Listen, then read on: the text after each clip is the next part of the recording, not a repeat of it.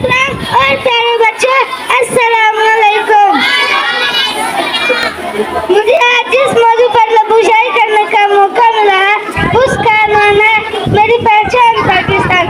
پیارے بچوں، میری پہچان پاکستان، میرا ایمان پاکستان، میری آن پاکستان، میری عزت سے زیادہ میرا عنوان پاکستان، اقبال کا تصور پاکستان، غیر کی جگہ جہر پاکستان، فاطمہ کا پیارا پاکستان۔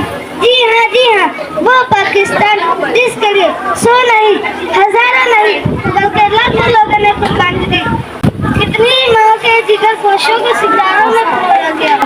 خیریت ہے اس مٹی دفعہ تم بھی کرو ہم بھی کرے، اس مٹی دفعہ تم بھی کرو ہم بھی کرے، اس کا جو حق ہے وہ ادا تم بھی کرو ہم بھی کرے۔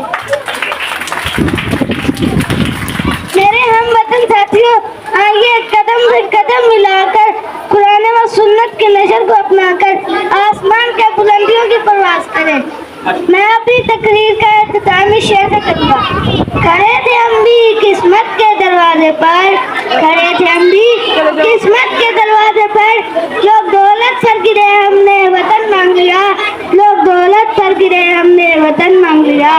پاکستان